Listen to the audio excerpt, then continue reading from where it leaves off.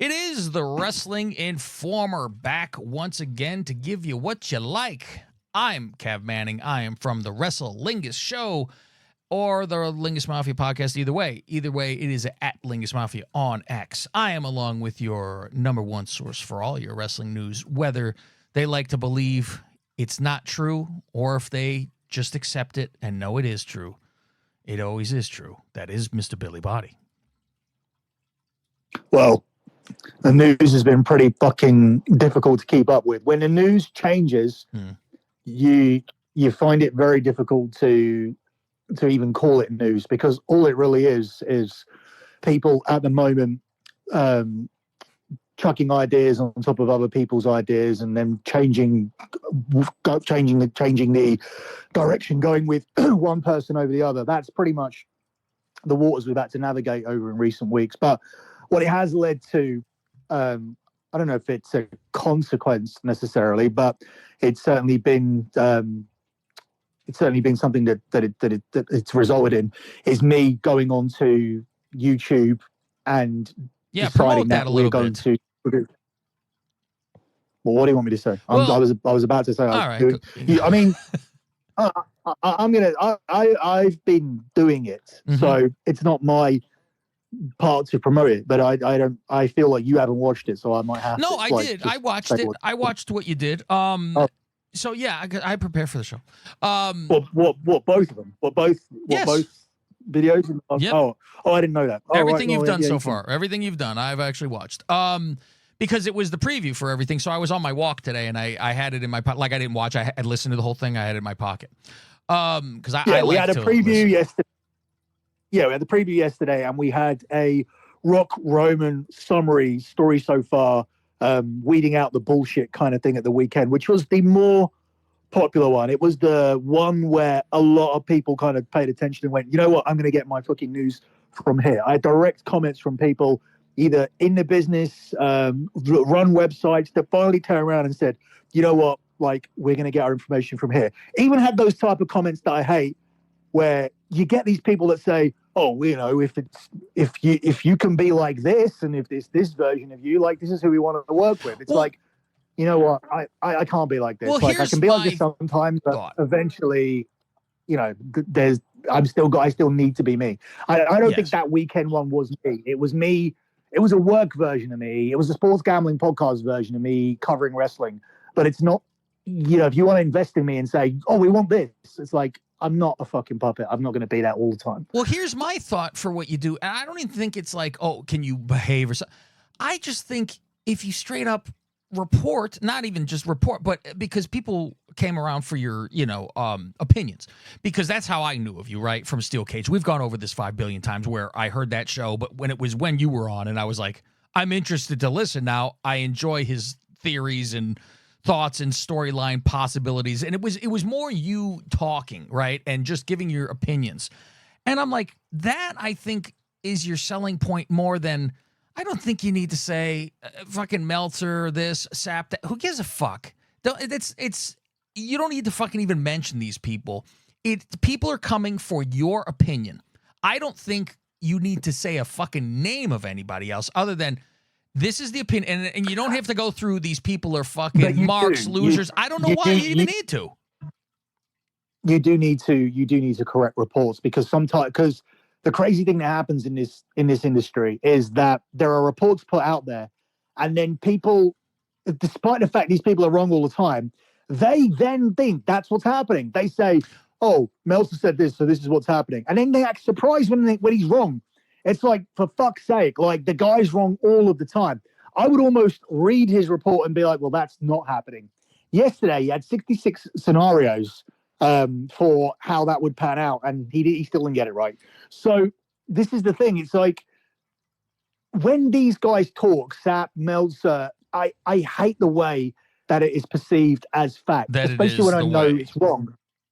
Yeah, so I have to go on and say, oh, hey, did you see this story? That I could go out there and say, did you say this story that somebody put out there? Well, you could just I can tell you that kind of. I mean, you could say, listen, there's a report out by Meltzer that says yada yada yada. I'm here to tell you that isn't the case, and this is. That's all you got to do, because if you just correct it. You don't even need to say, as usual, they're fucking just you're correcting it and going through and going on. Because if you are the number one person, which you are having facts that show that you are, right? Why are you swinging down? Because they are known, and I get that part where it's like, why are fucking people still like blinded by this? However, if you just fucking blow it off as, well, here's a report that was wrong again, and I'm going to tell you why, and never fucking say them ever again, and you keep on, you go through into your report. I think that's the way to fucking go. But I think even more so when it get away from news is your opinions on things and what you think should happen, and say, these are my opinions, because God forbid, because you know how people have a target on you and they're waiting for you to be wrong, right? God forbid. So I think if you, as you always have to do now, you have to say, this is my opinion and this is what I think should be done. I am not saying this is what I have heard, because, of course, as you know, the normal people will understand it's an opinion, but the whack jobs who just are trying to get you will not. Mm-hmm. So we had a lot that went on the other day, and I loved busting your balls this morning when you were asking about trying to talk to me about the press conference, and I said, they had a press conference yesterday? Like, they should have promoted it. You're like, what the fuck? So I watched it. Me and Fausti watched it live and did a show. Are we done promoting? Are we done promoting the YouTube content? Because I don't think we actually promoted it. I don't think we did actually promote it. Yeah. You just kind of told me what it should be. I'm going to tell you what actually, to do. From what people have said this week, there's and bear in mind, all the same morons from K100 can find this video, and there are very few like negative comments there. So I do think it was well received. And yeah, I mean, for those who are paying, I know there's going to be just those people that say, oh, well, we're paying for this when it's over there. It's not the fucking same thing. It's not the same thing. Me switching on a ring light, and first of all, the first video was catching people up with everything that we've been correct about over the last 2-3 years. So if you've been here, all you were getting was a recap. So that and also updating you on the situation in terms of what I know has happened this year. So we can talk about it here anyway. So you're not missing out there. And second of all, the other one was just a press conference preview. My thoughts, my feelings, talks about Roman's title reign, talks about Cody, talks about the marks. We'll bury them here too. So it's not news content. It's not infiltrating your bonus content. This is Informer. This is a bonus show. We'll get back to Hogan Part 3. We'll get back to lists, obviously, when we get our WrestleMania season, because at the moment, shit is cooking and there's no point over flooding things with content. I'm sure that we can squeeze in before WrestleMania our top 10 Mania list or top 10 Mania matches list. We'll do something. 100% we'll do something Mania related as far as the list shows go. But at the moment, there's just so much to talk about. So, yeah, what were you, sorry, other than else were you going to say about YouTube, then we'll move on. Oh, no, I was just saying, just type in the Dirty Sheets and you'll see it. And you'll see, you know what? You probably need to change that picture, because what comes up is our podcast on a poll logo. Yeah. So, yeah, that's got to change. But right now, you'll see like 3 people reaching for a fucking microphone on there. So you'll know that's what it actually is. But yeah, type in Dirty Sheets, because Billy Boy has a shadow ban on his thing, and he has like tons of subscribers, but nobody gets an alert for it. So also stay tuned on X, because the Dirty Sheets X on X, I will be sending out links and also, hey, there's another one coming, things like that. So if you have an alert there, you'll then at least be alerted that Billy has a YouTube that is up. It's almost like maybe you should make a new fucking channel. Because at this point, yeah, you have subscribers, but if they're blocked, who gives a shit if you have subscribers? Yeah. It's tricky. Maybe you have 2 channels actually and have them put it on both in case one actually, unless they like unshadow you, and then you'll be fine with that one.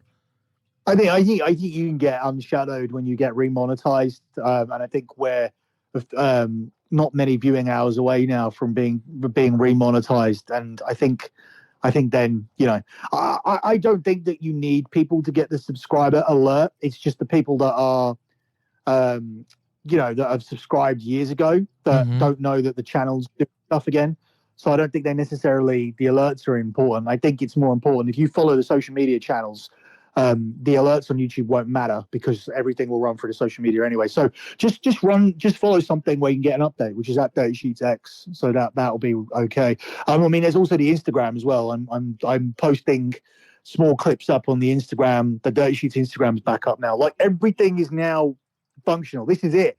This is me making a little run at this.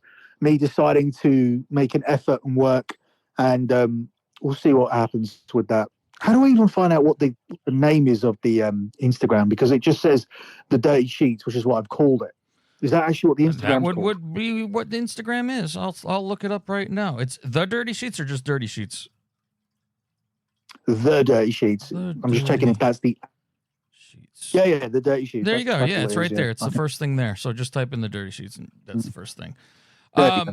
So we will get into what was going on yesterday. Now, it's very interesting. I mean, I watched it live, and I did a live watch along of it when it was on, and so I was commenting as it was going on, and that's everyone can find that wherever you look for my show. Just type in WrestleLinga show. The beginning was, I'm like, fuck, we got to have people come out and do promos each, and I'm like, I just want to have. And I thought it was going to be a desk, like, the presser afterwards, after all the pay-per-views and stuff. And I just wanted to get to the meat. I didn't care about Rhea talking and saying Io Shirai, which I fucking laugh about, which is a better name anyway. They should have just kept that shit. But for a white audience, they have to say Sky.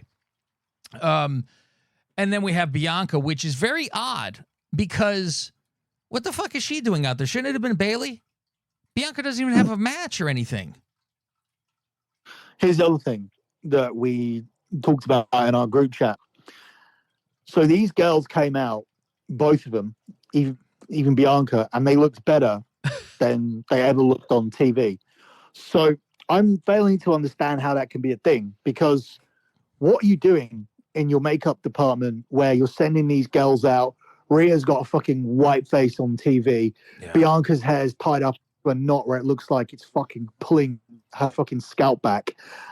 Yet she goes out, she's fucking looking great. She's got that fat ass with those thighs, and obviously she has her hair done nicely. She looks like a really fucking pretty girl. And Rhea comes out, and she looks like more fuckable than she's ever looked. It's no black well. lipstick. That's all it is. Yeah, it's not just it's a different. It's not. Her hair's greasy on TV. Even when it's done, like it looks like someone fucking put oil in it. She's got white makeup. And yeah, she looked completely different. Both of them look completely different. How are you employing people, TV makeup artists who don't know how to do makeup for TV? Doesn't make any sense. Like, it doesn't make any sense for these two girls to look their absolute very best at this presser, and you have weekly television, and they don't. Yeah, that was something we were chatting about in the group. Yeah, I mean, I've always seen when Rhea is like normal or walking into the thing, looks like a completely different person, and who knows if that's like, well, now I have to get my character face on or what. Bianca, I bet you Bianca's dying to lose a match to have that haircut. She has to be dying to fucking have that thing cut. She's got to walk around with that fucking monstrosity glued to her head. It's horrible. So, but no Bayley out there, which is funny because my friend's like, how come there's no Bayley? I hate this fucking Bianca. And I go, because Bayley's ugly, probably. They want to keep her off TV. So why are they re-pushing her again? I don't know. And I get that, like, people have gotten behind her and stuff like that. And I know you liked, right? Didn't you say you enjoyed how you said this on the YouTube. That's where I heard it. Because I'm like, where did you say this? It was on YouTube, and you liked how they've done this with Bayley. I'm on a little bit of the opposite side there, because we all knew where this was going. Like, we all said this is going to be Triple H Batista, right? This is where it was going. Are you there, Billy? Or did you get booted away. Okay. I had an alert on here. So I'm like, I saw where it was going, but it was like a beyond slow burn. And the thing is, it went so slow that it just then all of a sudden was done. And there was no like weekly more so buildup. We had a little bit where they would laugh kind of. But there was nothing else. There was nothing else that happened. And then it was all of a sudden they're in the locker room and they're like, after today, Bayley's done. And it was like, what does that even mean? Were they going to jump her? There was nothing about it.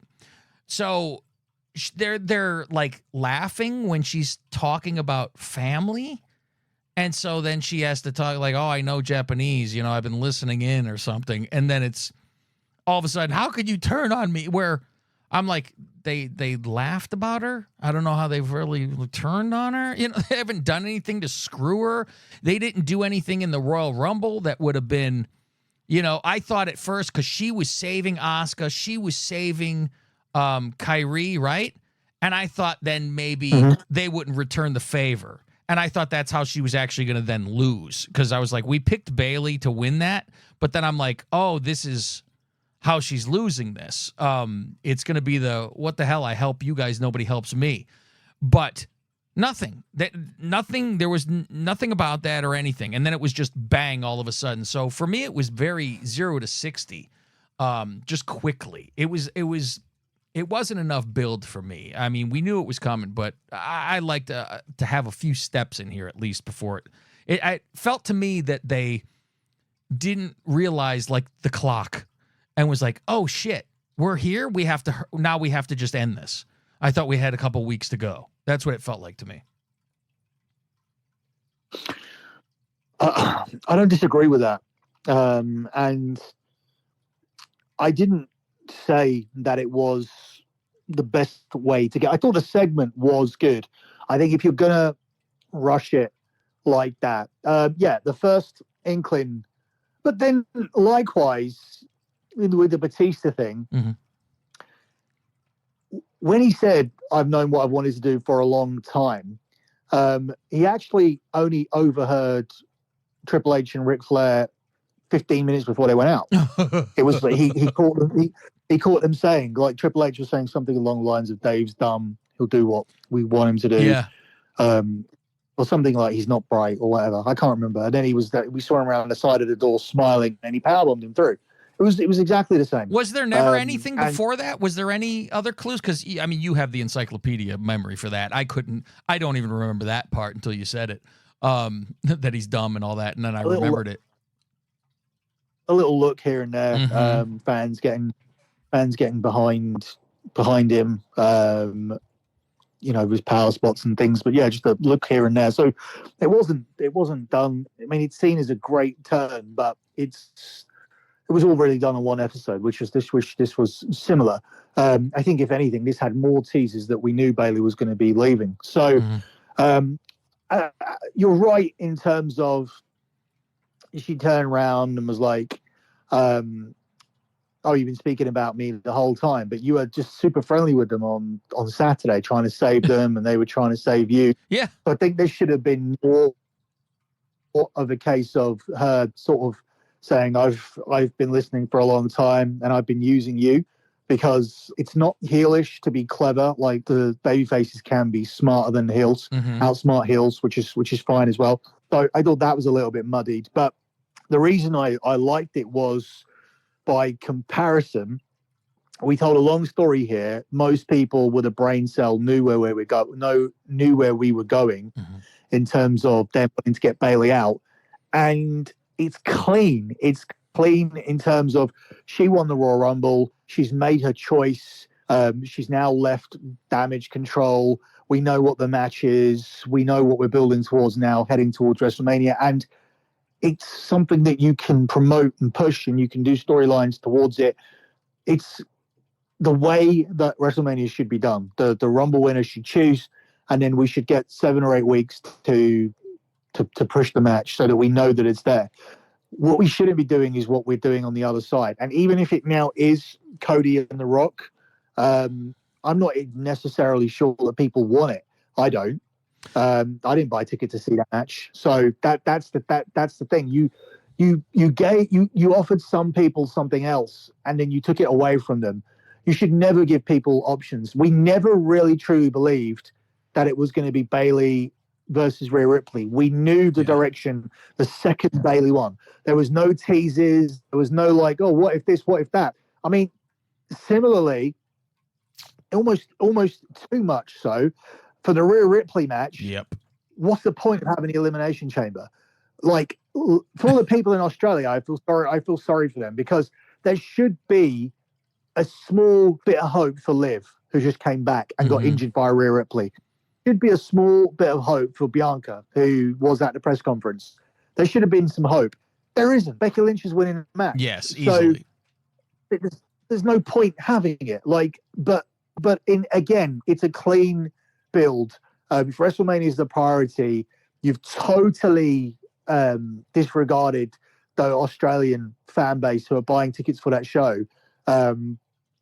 Maybe they mind, maybe they don't mind. I don't think that I would like to be going to a show where I absolutely know the result and was told the result at a WrestleMania press conference, or even the weeks prior to that, as Becky's the only person who's been going back and forth with Rhea. I don't think that's a great idea.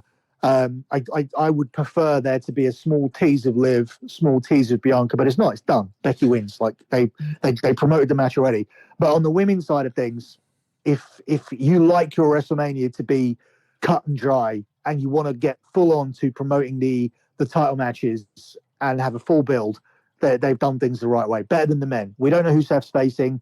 We don't know if we're going to be interested in who Seth's facing.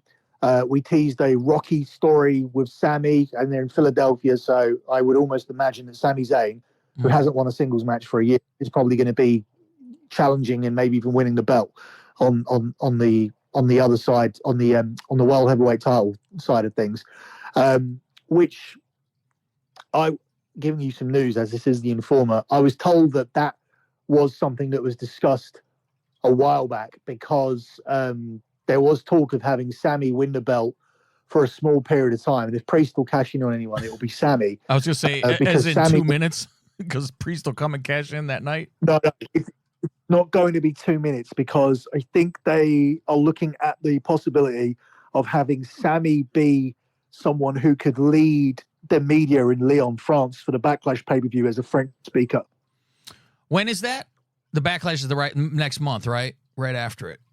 Right. Okay. Right. So he would carry their championship in and main event as a French-speaking superstar, which is something that they have talked about. And then you have the Rocky story that kind of ties in with that. So that will be interesting. But I also think that win-loss records do matter.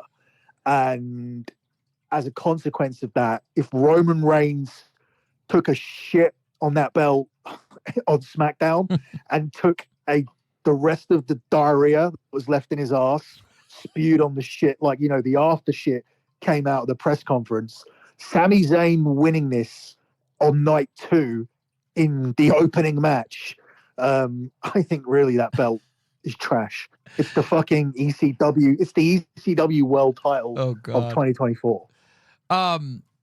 Jumping ahead, we'll talk about what we think is going to be, but I was like, right after this press conference happens, is the first thought in your head, well, here's your tag match at Elimination Chamber? You know what? Can we go back? Because sure. I just want to tie a knot in Bayley, because there was the Informer this week. There was only not the Informer, sorry, DS breaking news. There was only one bit of actual DS breaking news that came out this week, and it was prior to AEW, and it was confirmed that Sasha Banks was going to be debuting for AEW in Boston as Mercedes Mone. That's obvious. What isn't obvious is how WWE tried to disrupt that deal, and how they really wanted Sasha to come in this Bayley storyline to be an equalizer, to the point where I was surprised that Bayley, that they did the week of the Royal Rumble, that I'd heard absolutely nothing about them changing the result of Bayley winning. In fact, they doubled on it. I thought initially, when I made the report that Bayley was winning, and you remember I reported Bayley was winning ages ago, when I made the initial report, I thought it was hinging on Sasha Banks coming in so that they could have her involved as in a high profile storyline. She could face either Oscar or Kyrie. But Sasha wanted such a ridiculous deal. Like, the girl is a fucking idiot. Something's wrong with her in the fucking head, man. I mean, I know the deal that she was offered was very, very good. And for her to come back to the WWE after the way that she behaved, and to come in on not Becky money and not Charlotte money, but Bayley money, Jade Cargill money, very, very decent, high six-figure money with merchandising cuts and everything.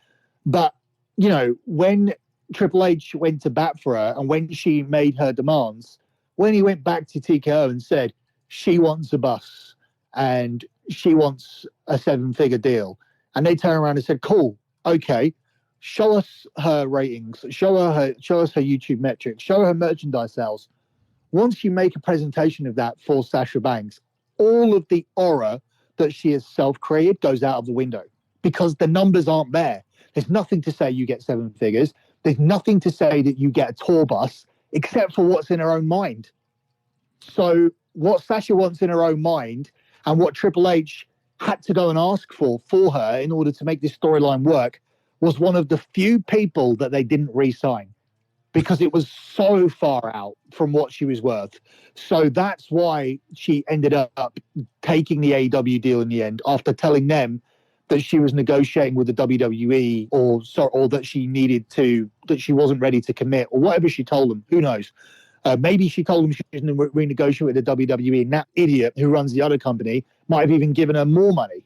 So maybe that would have been the final thing. Maybe she might have just settled for coming in the storyline and doing away with her bus.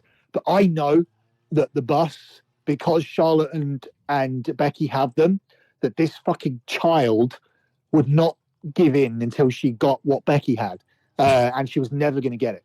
So basically, she's in AEW and she'll debut on March the 13th in Boston, and Bayley still won the Royal Rumble, which was interesting to me. What also was interesting to me that Dakota wasn't part of the people that turned on her, and perhaps they've decided that, you know what, you just be Sasha Banks. Maybe she is going to be on Bayley's side. I have no idea about that, but it just seems like I didn't get any explanation for why she wasn't there. So that was, I just wanted to tie that up and get the Sasha Banks bit out whilst we're on the subject before we move on. I'm thinking that Dakota's still with the other group, even though it would be better if it was just all Japanese or something. But because I'm like, she's been in those mixes where she's like, no, Bayley, we want you to stay in the back. Like, she seems like she's in on fuck her, and covering up on stuff. So that's where it comes from me. The Sasha thing is... Do you think that... Go on, sorry. No, go on, the Sasha thing is funny to me because of what old Tony Khan with his stupid announcements. And the announcement to where... this is my favorite. And I said this to Fausti. I'm like, they are a company that hurts for viewers, right? So unlike if this was in WWE and on Raw or something, they don't announce that somebody is showing up that is going to be a surprise. They just show up. And they fucking told you nearly everything they needed to tell you Sasha was coming without saying Sasha is coming. It's in Boston. They wrote the words Boston, like with 2 S's. And it's like, what the fuck? So they can never make a fucking nice surprise because nobody's watching. And to say, like, he was like, oh, this is going to change the industry, and I started to think it wasn't Sasha because they were like, this is going to be a huge thing that's going to change the fucking face of, the company, this and that. And I'm like, she's changing this whole company? Once she turns and looks to the side and sees nobody in the fucking stands and it's only on one side like Edge has to look at every fucking time, I wonder if she's like, great. What did I do? I could have been, at WrestleMania, for God's sake, but I needed a bus or whatever the fuck she has. So that is weird to me. And you know what's funny is I've always been a major Sasha guy. I've always thought she was the Shawn Michaels of the women. I thought she was the best woman wrestler. And with saying all that and thinking she is the best women's wrestler, that would not make me go, oh, I need to watch this because Sasha's in it. There's none of that. And I think she's the best. And there's no, I need to rush to the TV because she's there. Probably because we know more of her real life personality and, that my shit don't stink and all that kind of stuff. That probably, gets you turned off a little bit to where you're like, Jesus Christ, you hear that kind of stuff and you're just, more grossed out about it. Like when you were talking to Bayley and she was like, ugh, why are you talking to him? It's like, Jesus Christ, so that kind of stuff. But on to the other thing, like I was saying, by the end of the press conference, which we'll get into the actual press conference, but events in order, don't you think now we are going to have Rock and Roman versus Cody and Seth as a tag team match in Australia? Because that's a big selling match. That is a major thing to have. That's it for over here on the Freebirds area. If you want, you need to sign up to hear the rest of the show. There is over an hour left of things we talked about, from plans with Bayley, a little more about Sasha here, our thoughts on where we think they are going to be going with this WrestleMania. Is it going to be a tag match coming up in Australia? Is it going to be night one followed by a stipulation for night two? What other matches do we think might be going on in Mania? And also, our other thought was, say Seth can't go in a tag match, does Cody say, like he did to Roman, I know somebody who knows you really well, but now he says that to The Rock? Well, our thoughts on this. Go on over, subscribe. It'll be on Apple, iTunes, or thedirtysheets.com. You could sign up to hear the rest of the show. This is a good one. Talk to you later.